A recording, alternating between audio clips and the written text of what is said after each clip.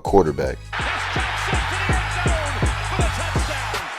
A pitcher. And DeGrom's got back-to-back strikeouts to start the night. A goalie. What a stop! Oh, that's outstanding from David De Gea. And a point guard. These 2 point guards are putting on an unbelievable show.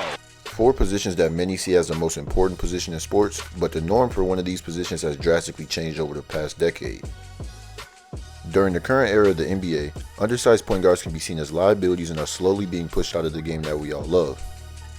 But what if I told you that there is an ardent specialty to being a smaller point guard that should be appreciated more often today? Although the league is trying to push these type of players out, I'm here to show why being an elite small guard takes the most skill out of any position in basketball. So without further ado, let's get straight into it. As an undersized guard, you already face what some see as a disadvantage from the start. Pretty much everyone on the court is already bigger than you, so you have to find ways to flip your side into a positive. The first thing players will look to do to get more minutes is to score, but there are many great scorers who are undersized who have not found success staying in the league. Why is that? That's because there is more to just scoring in the NBA, and your overall situation you are put into is a factor as well. Players like Steph Curry, Trae Young, and Fred VanVleet are all tremendous scorers that are undersized, but they have consistently found success in the league because of multiple elements to their game that many don't shed light on.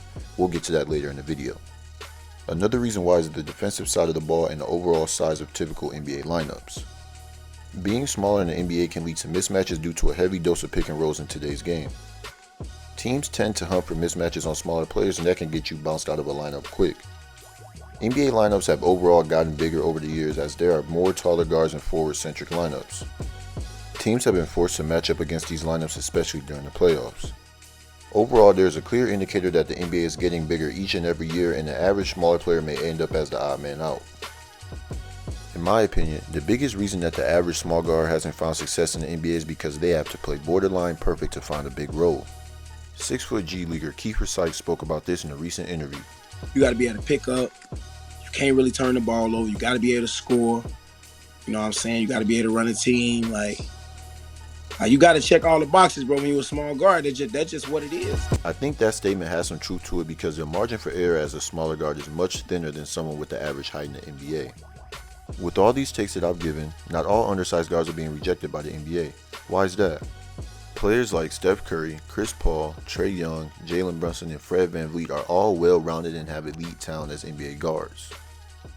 Although those players have some holes in their game, they can be overshadowed by the eliteness of their play in other aspects. Steph and Trae, for example, are both once-in-a-lifetime and generational scorers that the NBA does not come by often. Their ability to hit shots like these overtakes their size disadvantage. Trae is also an elite playmaker as well as Chris Paul. Chris Paul has made a living creating opportunities for his teammates like these, and plays like this have forced other teams to game plan around their styles of play. Steph Curry, Fred VanVleet, Jalen Brunson, and Jrue Holiday have found consistent success due to their upper body strength and body control, which allows them to defend and finish in the trenches and create crafty plays like this. Being able to hold your ground and battle with bigger players is crucial to your success as a smaller guard because teams will tend to pick on you on both sides of the ball. With all that mentioned, do you notice anything that's in common with these players that I named? None of them are uber athletic players that will rise above others and beat them with their athleticism. These players all mastered their own style of play and made it their own, which has allowed them to flourish in the league. But with everything being mentioned, the one thing that tops all these traits to stay in the league as a smaller guard is durability. Too many times have we seen smaller players like Kemba Walker, Isaiah Thomas, and others body fail them and push them out of the league. Taking care of your body like the players I've mentioned is necessary to stay in this league because the physicality of others will catch up to you quick. The NBA's transition into larger lineups has put an exclamation on players' size during the pre-draft process and decision-making into roster construction. Many well-known and exciting high school and college players have surprisingly fell off or saw their draft stock fall due to their size. Real hoop fans can appreciate any gifted player's game, but the NBA is a business and a huge shift is happening. This shift has brought a lot more talent of smaller guards into the G League. It is clear that there is a spot for these players as long as you have the game. Lastly, I expect this trend of NBA teams prioritizing larger guards to continue. However, no team will pass up on the rare elite talent that a more undersized guard may have. If you can hoop, someone will find you. Appreciate y'all for tuning in, and I'll see you next video. Peace.